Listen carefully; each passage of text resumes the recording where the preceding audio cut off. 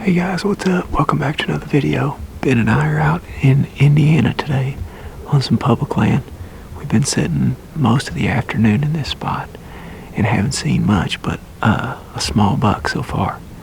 Hopefully something else strolls through here before it gets dark, but wanted to touch on rut hunting tactics and kind of how they differ from tactics that you might use during the early part of the season. It's something that we've been struggling with lately, to be honest, because you kind of have to rewire your brain a little bit to hunt during the rut. The reason I decided to do this tip right here is because I think this is a good example to show folks. As you can see behind me, we've got a hard transition here where it goes from mainly oak timber into some thicker stuff that is mostly bedding cover.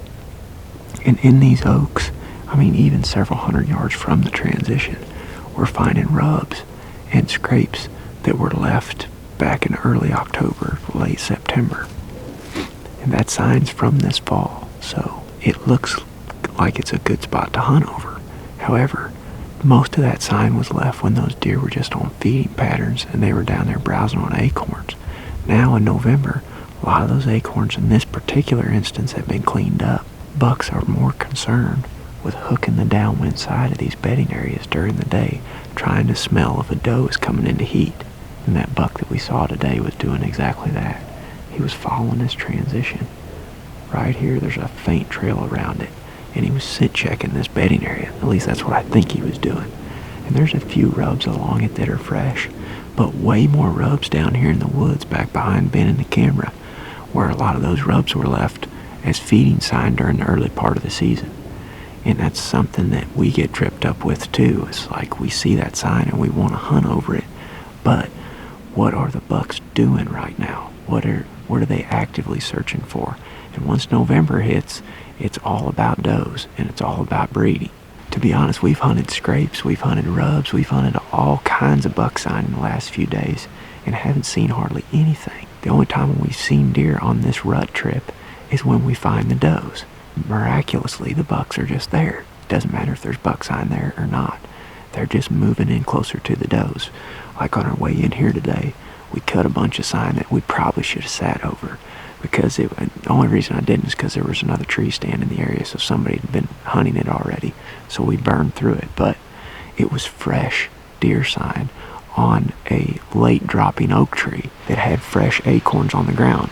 Most of these woods don't have any acorns, but that tree was still dropping them. I'm talking fresh tracks in the mud since the rain 2 days ago, and fresh droppings. That's likely does that are coming in there and feeding on that stuff, or young bucks. But that's the type of sign, fresh sign like that, that shows where deer have been in the last couple of days, that we're trying to key in on right now. Because if you find a group of does, even if they're really close to a parking lot on public land, or in an obscure spot that you haven't hunted all year that's really close to the access point on your private land, if there's does right there, there's a good chance a buck has moved in there, or more than one buck, to keep eyes on those does. You can have success during the rut sitting all day long as well. We saw that buck today at 12:30, was it, Benjamin? 12:30, he was up cruising this bedding area, and we haven't seen a thing since then. But that's comes with the territory in the rut. These bucks will cup the downwind side of these bedding areas. You might, in a situation like this, we might only see 1 or 2 deer a day.